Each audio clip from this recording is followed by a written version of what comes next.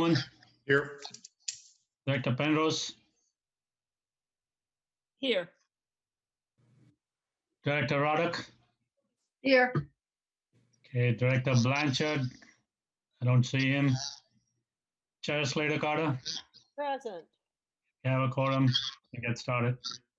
Okay, and looking at the screen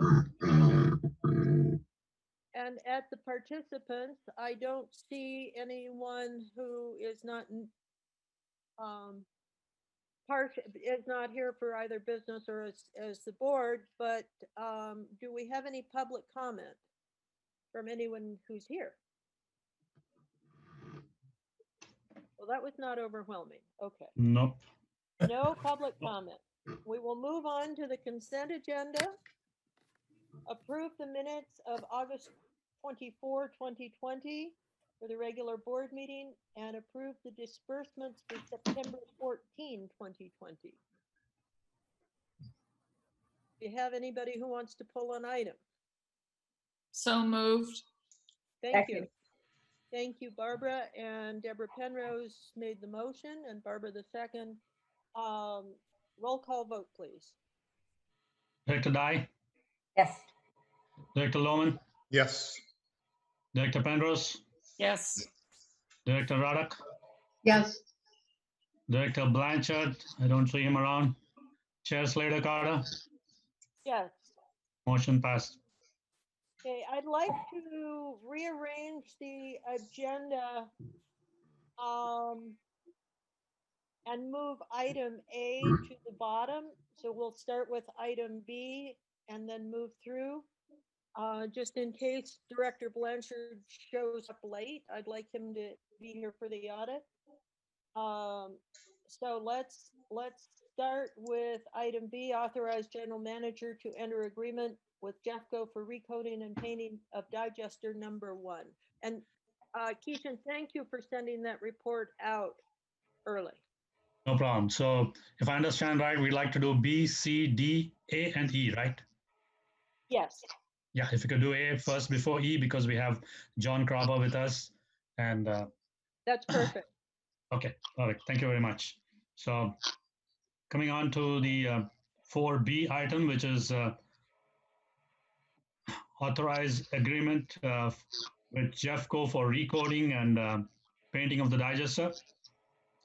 As you're aware, staff had brought to the board a couple of months earlier the details of the digester cleaning project. The digester number 1 was cleaned, and subsequent to the cleaning operation, we had engaged an inspection company to carry out the inspection of the digester. We did find out that the interior of the digester coating was pretty much damaged at several places, while the external was relatively okay. There were no structural damages, and therefore it was decided to send out an RFP to certain firms, qualified firms, who could take up the job of recoding. And therefore, this RFP was sent out to various concerns, and you have the packet in front of you. We have Jeffco, who is, let me just pull up my sheet, sorry. Jeffco, who is the apparent lowest and responsive bid proposal, sorry. We received proposals from these firms, and Jeffco is the apparent lowest and responsive firm. Therefore, staff recommends that the board authorizes general manager to enter an agreement with Jeffco for recoding and painting of the digester number 1 at the treatment plant. Are there any questions? Staff is here, go ahead, Barbara. I don't have a question really. I just have a comment. I read the whole inspection report. I thought it was really actually interesting. It seems as if it's in pretty good shape. I thought it was interesting that they could tell the integrity of the concrete by tapping in various locations. But it seems as if it was a really thorough review, and this seems like a really good thing to be doing. So I'm very pleased that we're doing it. So great job. Good. Thank you very much. Any other comments? Looks good to me. Do we have a motion? Move to accept. Thank you, Rick. Second? Second, Deborah Ruddick, thank you. Roll call vote, please. Director Dye, yes. Director Lohman, Yes. Director Penrose, Yes. Director Radek, Yes. Director Blanchard, if he's joined in. Nope. Chair Slater Carter. Yes, Okay, motion passed. motion passed unanimously. Thank you. Moving on to authorize general manager to replace vehicle for operations crew.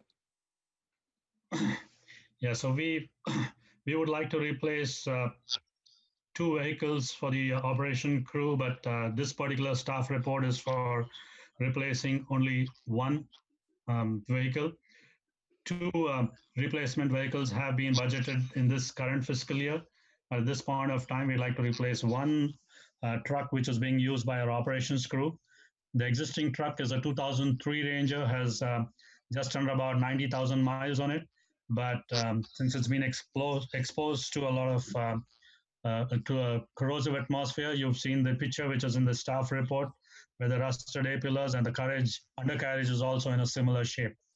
And therefore, staff contacted qualified contractor suppliers, obtained 2 quotations. One was James Ford, and the other was a Sourcewell, which is basically an NJPA, which allows public agencies to obtain quotes without going out for formal bids. And when we got these quotes, we found that James Ford was the apparent lowest, and we propose the staff recommends that the board of directors authorize the general manager to issue a purchase order to James Ford for the amount of $25,277.81 to purchase 1 vehicle. Good discussion. Rick, Move approval. When the virus is gone and the 4th of July parade is back, can we enter this in the Rust Parade? so you're asking to save the old one as a entertainment venue. I can borrow it once in a while to haul wood down the hill for shipping. That'd be good too. Well, that's true. Do we have any other comments? It seems like it's needed and they did a good job finding some options. Good. Do we have a motion? So moved. Thank you, Deborah Penrose. Second from Deborah Ruddick. Is that the wave? I think she has a question. Oh, a question. Okay. Oh, no, that was a second from Deborah Ruddick. Thank you. Okay, perfect. Roll call vote, please. Director Dye, Yes. Director Lohman, Yes. Director Penrose, Yes. Director Radek, Yes. Director Blanchard. No, he hasn't joined in yet. Chair Slater Carter. Aye. Motion passed. Unanimously. Thank you very much, everyone. Moving on to D, authorize general manager to issue a purchase order for purchasing a trash pump for the plant. So far we've been renting out a trash pump for various requirements of the plant for routine maintenance, for emergency preparedness. We use this trash pump quite often. For example, if we were to do the bus duct cleaning, then we use a trash pump at several locations where we would need to run the pump since the power will be off or the generator power is being used for these pumps. And therefore, the trash pump is regularly used in the plant, but it was noticed that on an audit by Bay Area Air Quality Management District recently, they said that it is not a good practice and it's not in compliance with BAAQMD, that is the Bay Area Air Quality Management District, to rent out a trash pump for a long time. And so they're in the process of issuing a notice of violation. Actually, we've received a notice of violation, but we're in the process of addressing it. And therefore, we thought it was best to procure a trash pump for our own use so that we could maintain it and comply with the requirements of air quality management. And therefore, staff contacted. Oh, go ahead. Yes, yeah. Therefore, staff contacted 5 different vendors for portable pumps, and it was decided that a 4-inch pump would meet most of Sam's needs. And the best was to go for a chopper pump. And we found that Herc Rentals was the was the best proposal we received, where it was a sound attenuated chopper pump, because the trash pumps would need to be operated at the plant, where there are a couple of residential housings in and around close to the plant, and therefore it's necessary that it does not make adequate noise. Plus, we would need a chopper pump to chop all the rags which come in the way, and therefore staff recommends to authorize the general manager to issue a purchase order for purchasing the trash pump from Herc Rentals, which is readily available. And we would be saving the rental costs if we go for different suppliers or for wait for a little longer. Yes, any questions, please? Barbara, It's not really pumping trash. Isn't it kind of like a utility pump? It just, trash pump sounds like. Yeah, it's a technical term for trash or a pump, which is a portable pump which can be used for mobile applications. So we could use it at a lift station. We could use it anywhere. It's called a trash So like pump. a utility pump. Yeah, okay. But but it pumps, excuse me, but it pumps more than water. So it will pump gravel and junk and stuff, right? No, no, no, no, no, no. No, no, no. Okay. No, no, no. Oh, darn. Well, Thank it just you. seems like a funny name for it, and it just seems like a kind of misleading name for it, because it sounds like something you really need to have. So Sounds like it is. I support getting it. it's a portable pump. Any more My comments? other question is, it sounds like, I'm sorry. Keep it going. My other question is, it sounds like the Regional Water Quality Control Board issued the notice of violation because we were renting it, not because, I mean, not for anything that we did, but because we didn't have our own pump. Is that what I'm understanding? No, the primary violation was because these pumps, the rental pumps, did not comply to their requirements. Oh, okay. Okay, so it is the responsibility of the agency who's using it to make sure that it complies with it. At the same time, they also said that it could be a violation if you use it for long periods of time. So both. Okay, well then I totally support getting our own utility pump and I guess move approval. Thank you for the motion. Do we have a second? Second. Thank you, Deborah Penrose. Just a quick question. Yes, Rick. Just quick, I mean, this probably isn't in the budget, but is the payback quick enough that it's not really a budgeted item because we pay X a month or something, and buying it is good in the long run anyway? Is that the kind of thing we're doing? Absolutely, that's absolutely correct. It costs us about 3,000 plus per month to rent out a trash pump, and we would recover the costs easily within a year and a half. Good. Sounds like a good thing. Roll call vote, please. Director Dye, Was there a second? Director Logan, I thought Rick seconded it. Okay, yes. I Whatever. seconded it. Oh, okay. Oh, I'm sorry. Yes, I used your name too. It's the smoke. okay, Aye. I vote yes if that's my vote, so. okay. Director Penrose, Aye. Director Roddick, Aye. Director Blanchard, he hasn't come in yet. Chair Slater Carter, Aye. motion passed. Good. Well, then we're moving right along to item A, which was reordered. Receive and file the SAM audited financial statements for fiscal year 2018-19. Yes, so the audited financial statements for fiscal year 2018-19 is in your packet, was circulated earlier. And this has also been discussed with the Finance Committee meeting earlier. So we have Mr. John Cropper from Cropper Accountancy with us. So who's here to answer any questions, provide clarifications. John, would you like to give an overview or Go ahead. Absolutely. Yeah. Pleasure to be here tonight. It wasn't too long ago that we were here doing a year earlier. So we were able to do the fiscal year ended June 30th, 2019, pretty relatively quickly with Peter and Maze's help. And I see Jesse and George are here and like to thank them as part of that audit team as well. I think that Sam has really rounded the corner.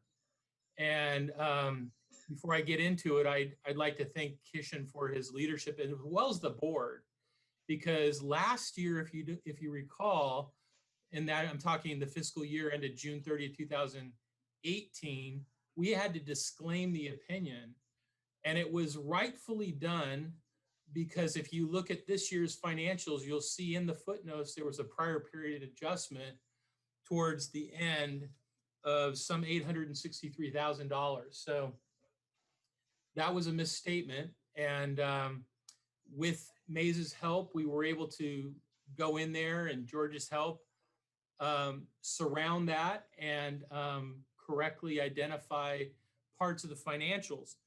The big thing, so far as your auditor is concerned, if you look at the SAS 114 and 115 letter, the SAS 115 letter is a management letter. There's two material comments. The first one has to do with personnel and journal entries, which we're not concerned about anymore, because today you guys are doing great with your sign-offs on your journal entries, which is really important, especially from a fraud standpoint. And your personnel have rotated out that were a problem. You had some accounting staff that were not getting it done, and it felt like we were in Groundhog Day a lot, at least at the CPA firm level, trying to do the audit. But as you know, it's only been a couple months, and we were able to complete that audit. The next audit will bring you current, and we expect that to be before the end of the year. So congratulations to the board. Congratulations to Sam. That's a big deal. So in terms of the comments on the management letter, because I think that this is what the board really cares about, especially since this is kind of old information. The SAS 115 letter, which is probably in your packet, starts at, there's an indent there. It says 2019-1, and it says administrative issues, accounting personnel, and journal entries. So I'm here for questions. That one has been resolved so far as I'm concerned. You're doing great there. We just have some runoff from prior employees and time period. So far as the second comment, 2019-02 accounts payable, there was a prior period adjustment of, like I mentioned prior, $863,000. We also had a journal entry this year of about $510,000. You can see the journal in one of your letters towards the end, which we don't expect to have that going forward, but being that we did have that adjustment, it is a material adjustment. It has to be mentioned in this letter. So two major what we call material weakness comments, and then the status of prior year findings. One was software, and being that you've now got George in there, he's stability. Actually talked to George today. He was telling me, we have issues from time to time, and we call into Tyler and we learn a little bit more. So those kinds of things are ferreting themselves out on how to understand the software. As auditors, we're comfortable with that. So far as the deficiency of 2019-04, unrestricted net position, that's been resolved. You'll see that you have a positive on page 8 of the financials. Unrestricted net position is $565,000. Yay. I really do mean that, because that to me was a big deal for people looking from the outside in to have that number positive. There are other things with long-term reserves that you're working on and other things that we've mentioned in the letter, none of which is more important than anything that I've mentioned. So I'm going to be quiet, which is really hard for me, and listen to you if you have comments or questions. Thank you. Sure. Barbara. Hey, Barbara. Hi, everybody. I would just like to thank George and Maze, Peter, and everyone who's worked so hard to get things back in shape, Jesse and so forth, since the problems that were created by the previous SAM administration, and to give my compliments to Kishan and to the team that's there now, that they've been able to resolve the issues that were outstanding. I think our next audit will be even easier and better. So well done, everybody. Yep. Here. Absolutely. Agreed. Absolutely. Agreed. Somehow my screen disappeared. I don't know how this works, but do we have any more questions? And Keishan, I can't see the screen, so if you could acknowledge, call on anybody with any questions. Dr. Radek, did you have any question? I don't really have a question, but I do have a comment. And I think I agree with John Cropper. I think, we've come a long way and we've turned a corner, and hopefully we can, build on that. One issue that's come up a couple of times now is the issue of reserves. So I don't want to talk about it tonight, but I'd like us to schedule a time at a future meeting to discuss reserve policy, how we do that, whether it's the agency setting aside their own reserves, whether, SAM has the reserves, how much, do we do a percentage, do we do a set amount? But I think that's important to address. It's come up in the audits, and I want us to deal with it. Well, and the Deborah, finance committee is looking at that so that we can get together a briefer agenda item for the board rather than spending a whole lot of time. We wanted to sort through it. And you're welcome when we have our meetings to join in. Although you're not on the finance committee, so I am on the She is. okay. Barbara. So, but I also want to just say thanks to the team that's been addressing this. It's been intense, excruciating. Everybody's really focused and engaged, and I think it's played out well. So thanks to everyone. And it happened during COVID. it was like Peter was saying earlier, things have slowed down quite a bit. There are things that are going on that are a little unusual in terms of how we audit, but that was only able to be done because of your team over there pushing things along, and Maze definitely pushing things along as well. And so I really do mean it when I say thanks to George and Kishan and Jesse and Peter, because we are just here. We're just the auditors.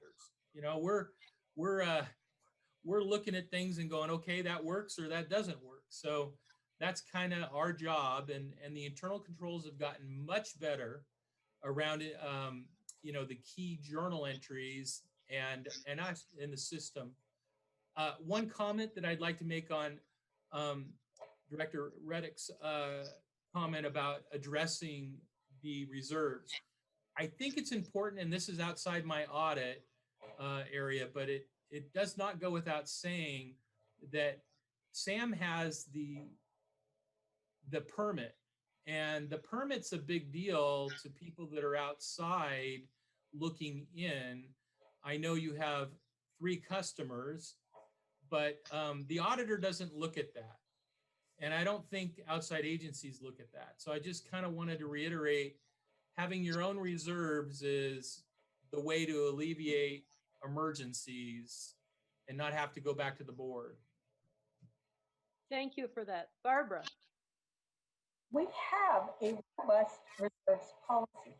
The reserves policy is $1,225,000 for emergencies and 2 months of operating expenses in an operating reserve. That right now, the amount of cash that is in the SAM system is significantly over that amount. The agencies are billed. I mean, the chances of us having an emergency situation that would require $1 million or whatever, huge amounts of money with no warning is minuscule. So while I think it's very good to look at the reserve policy and also to look at the allocation, and I see that Kishim has proposed moving some funds around, and putting more money into the state fund where it's an appropriate place for us to put it, and we make a tiny bit of more money.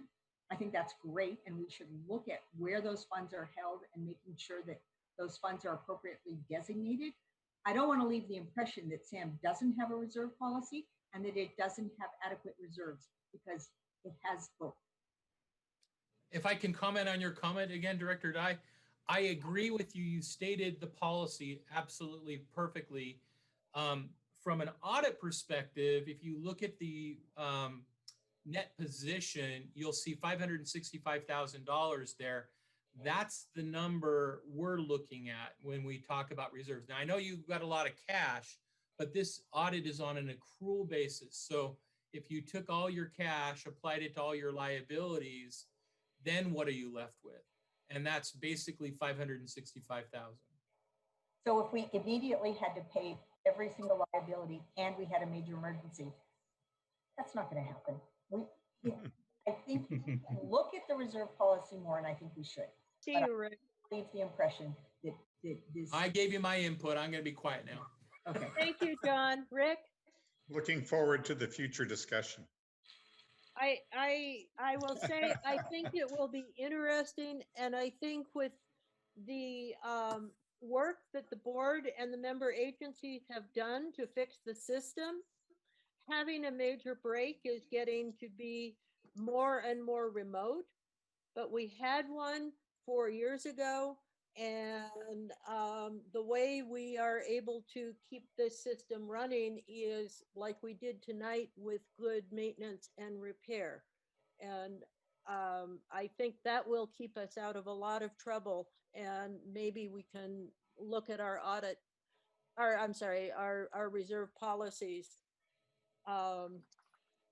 in that regard. As you say, Barbara, when we're getting less and less likely to have a major accident or need for capital improvements, then it allows us to make those kinds of judgment calls. I would just say that the likelihood we need $1 million within a month is pretty darn remote, even in a major. Right. That happened a couple of years ago. Right. That happened a couple of years ago. That's what happened 4 years ago. So it has been known to happen, but we're doing better. We've got. I would like details Absolutely. on how that exactly happened, that we had to come up with $1 million in a month. So I'm looking forward to it. Good, good. And this item was for, do we need a particular motion to act on this audit? Or this was just for information? Oh, no, we've got to receive it. So File. so we need to receive it and file it. So we need a motion to receive it and file it. So moved to receive. Second. Thank you, Deborah Ruddick and Rick Lohman. Roll call vote, please. Director Dye, Yes. Director Lohman, Yes. Director Penrose, Aye. Director Roddick, Yes. Director Blanchard. He hasn't come in yet. I left a message for him. I don't know. Okay. Chair Slater Carter. Aye. Okay, motion passed. Motion passed unanimously. And again, I want to thank all the folks who worked on getting our finances so that we could do 3 audits in 1 year. I hate to think that might be, I don't want to be doing any kind of record setting with that, but I am just pleased that Sam under Keishan and the management team and the operations and collections teams we're really getting ourselves together, and I'm very proud of all of us. Moving on to item E, receive the brief history of collections contract, and this is information only.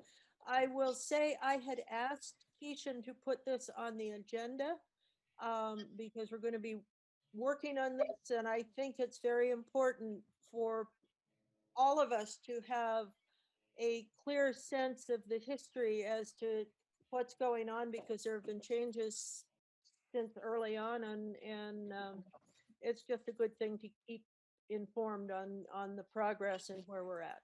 So, Keishan.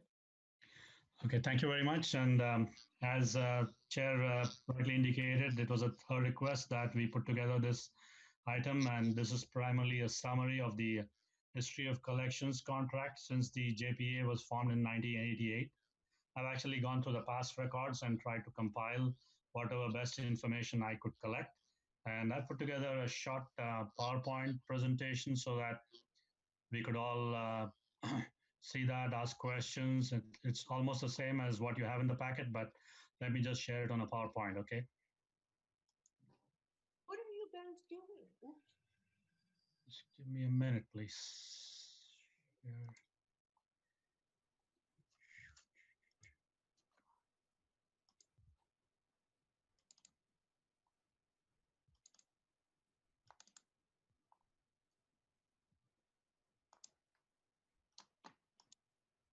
Able to see my screen?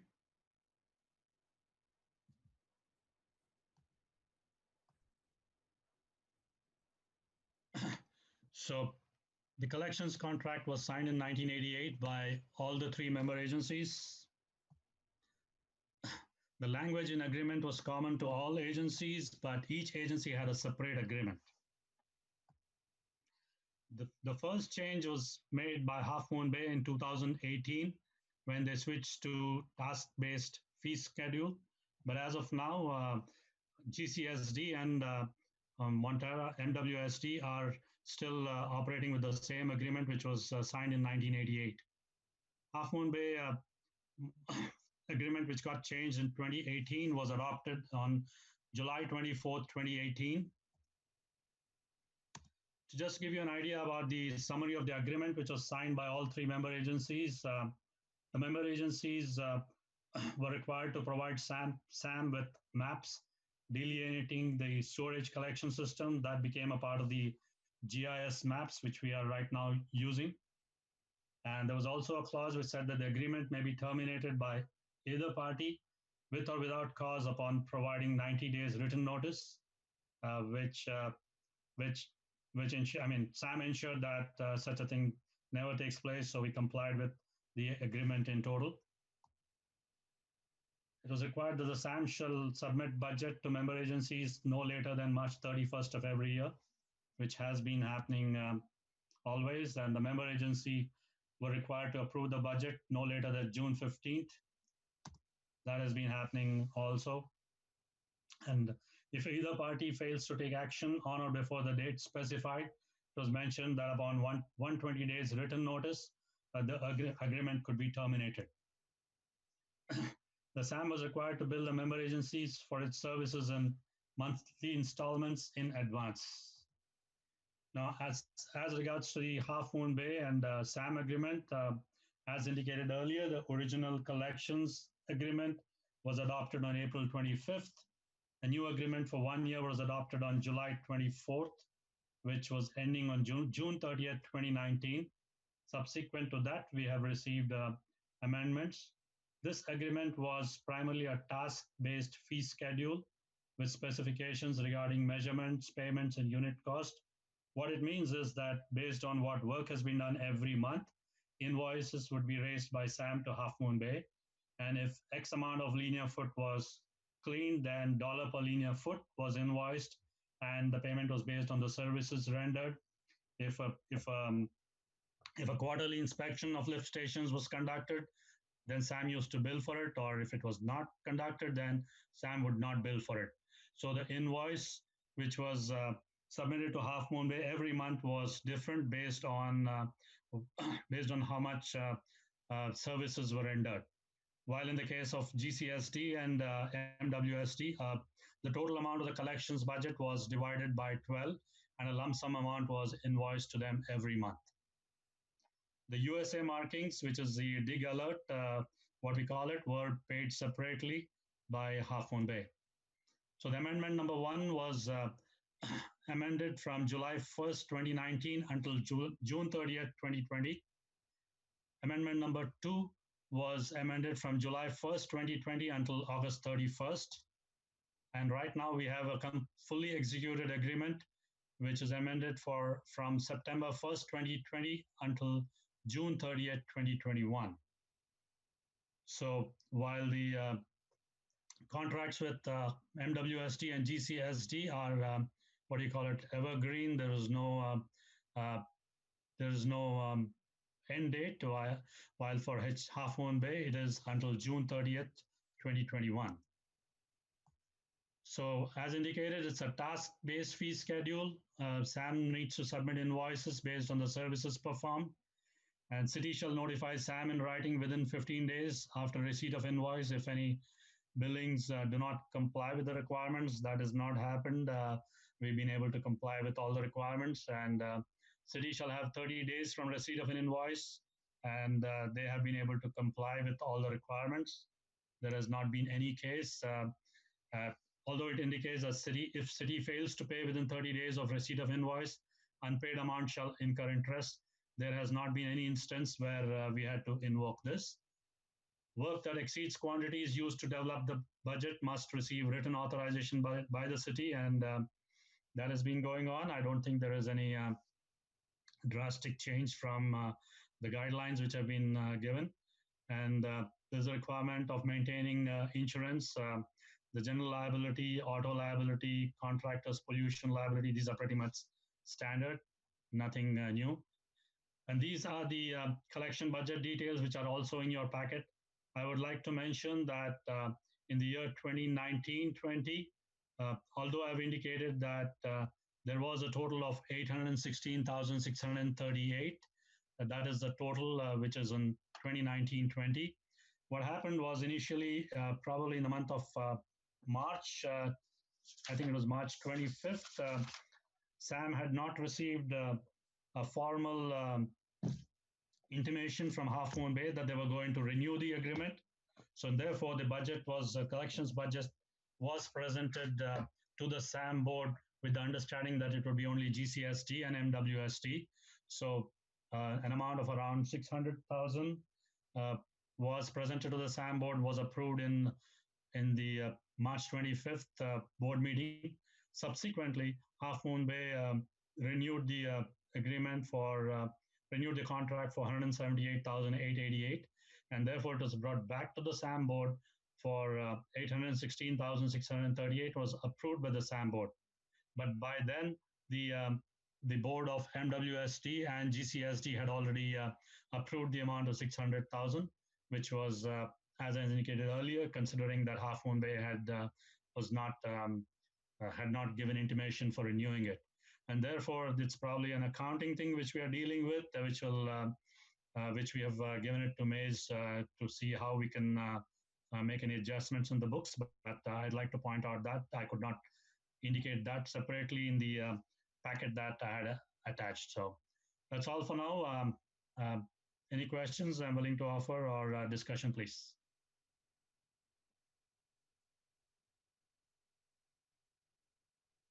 Yes. I don't see any hands waving. Do we have any questions? Apparently not. Rick. Well, I mean, I would just hope in the future that we could move to standardized,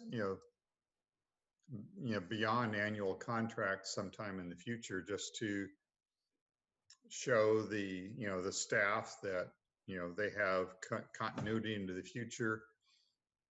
If we have to keep calling in the accountants to explain variances like we're doing now, running up costs on the side too. So it would just be nice if we could, if everybody could agree on, here are the rates, here's what we're going to do, here's what we're going to clean, here's how we'll be paid, and not do it on an annual basis and just move to, lengthier contracts to just simplify things and provide more security to all of our good staff. Thanks. Thank you. Do I see any more comments? Seeing none, Keishan, thank you very much for this excellent report. And Peter, thank you for working with Keishan so that we can work towards getting a standardized sort of protocol for how we put this together. There were some changes that were initiated by Half Moon Bay.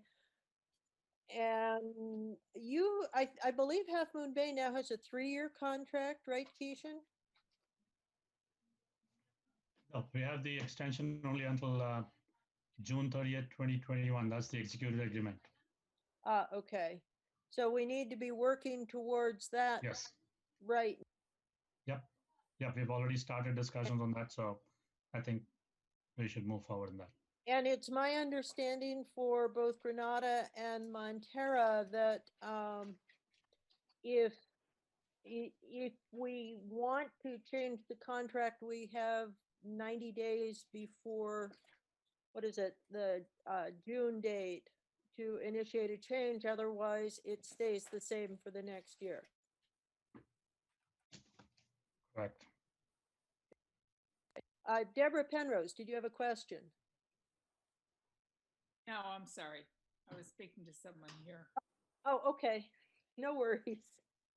Okay, well, I don't see any more questions. Thank you again for a good report, Keishan, and it's nice to have this history close at hand for discussion in the future. So we are going to recess from, oh no, we've got general manager's report. I skipped ahead. Yep. I have none to report right now. It's we normally bring it in the second meeting of the month where we give a detailed report. But any questions? Anybody has any concerns? Staff is here to answer them. Seeing none, thank you. We have attorney's report. Yes, good evening. I don't have any specific to report during the attorney's report, but we will have some closed session items to go through. Okay, director's reports. Okay, topics for future board consideration is attached, and we will recess this open session meeting. Hello, Christopher. And move into closed session and reconvene. We're making really good time, by the way, guys. I'm impressed. So we'll reconvene in closed session shortly. Yep. Yep.